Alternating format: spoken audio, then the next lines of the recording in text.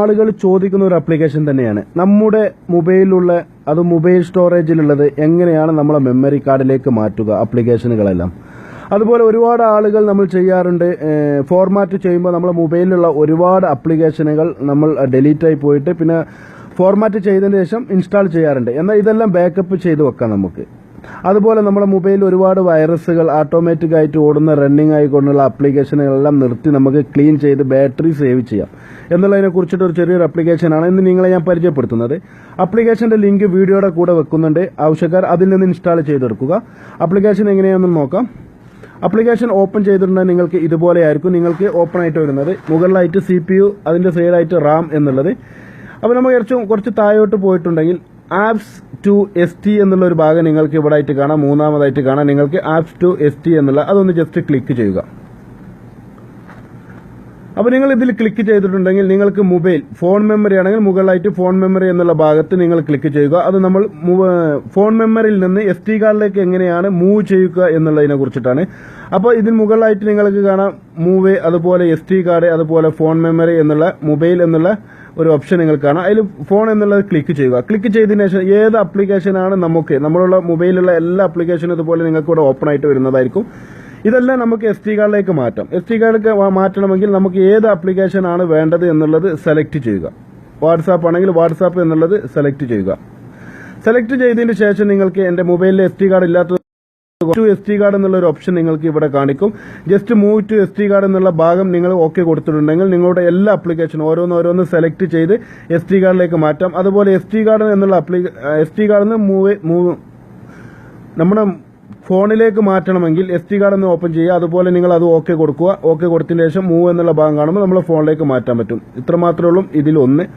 രണ്ടാമത് നിങ്ങൾക്ക് catch clear എന്നുള്ള ഒരു ഭാഗം നിങ്ങൾക്ക് അതിന്റെ താഴെ ബാറ്ററി യൂസറിന്റെ താഴെയായിട്ട് കാണാം. ജസ്റ്റ് അതൊന്ന് ക്ലിക്ക് ചെയ്യുക. ക്ലിക്ക് ചെയ്തിട്ടുണ്ടെങ്കിൽ നമ്മുടെ മൊബൈലിലുള്ള ഒരുപാട് റണ്ണിങ് ആപ്ലിക്കേഷനും അതുപോലെ ഒരുപാട് ആപ്ലിക്കേഷനുകളും വെറുതെ ഓടിക്കൊണ്ടിരിക്കുന്നുണ്ടാവും. ഇതൊരു കാരണം കൊണ്ട് നമ്മുടെ ബാറ്ററി ചാർജർ പെട്ടെന്ന് തീർന്നു പോകും.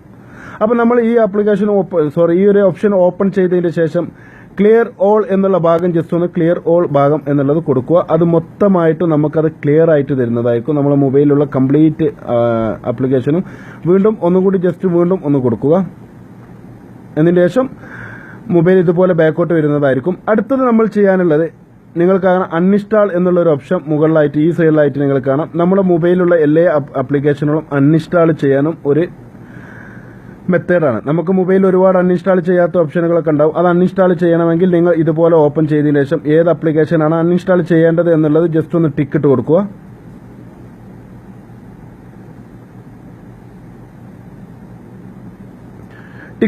ടിക്കറ്റ് അതിന് ശേഷം നിങ്ങൾക്ക് ഏതാണ് വേണ്ടത്, ഏത് ആപ്ലിക്കേഷനാണ് വേണ്ടതെന്ന് ഇതുപോലെ ഇങ്ങനെ ടിക്കറ്റ് കൊടുത്തതിന് നിങ്ങൾ ഏത് ആപ്ലിക്കേഷനാണ് വേണ്ടത് എന്നുള്ളത് സെലക്ട് ചെയ്തതിന് ശേഷം നിങ്ങൾ താഴെയുള്ള അൺഇൻസ്റ്റാൾ എന്നുള്ള ഭാഗം ഓക്കെ കൊടുത്തിട്ടുണ്ടെങ്കിൽ ആ ആവശ്യമില്ലാത്ത ഒരുപാട് ആപ്ലിക്കേഷനുകളും അൺഇൻസ്റ്റാൾ ആയി പോകുന്നതായിരിക്കും. എന്നതിന് ശേഷം നമ്മളൊന്ന് ബാക്കോട്ട് വരിക.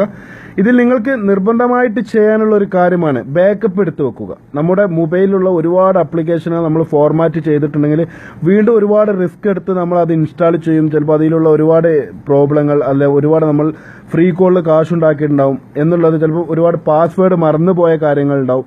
അപ്പോൾ എല്ലാം നമുക്ക് ബാക്കപ്പ് എടുത്ത് വെക്കാൻ വേണ്ടി ഈ ബാക്കപ്പ് എന്നുള്ള ഈ ഒരു ഭാഗം നിങ്ങൾ ഫോർമാറ്റ് ചെയ്യുന്നതിന്റെ മുന്നേ ബാക്കപ്പ് എന്നുള്ള ഒരു ഭാഗം നിങ്ങൾ ഓക്കെ കൊടുക്കുക.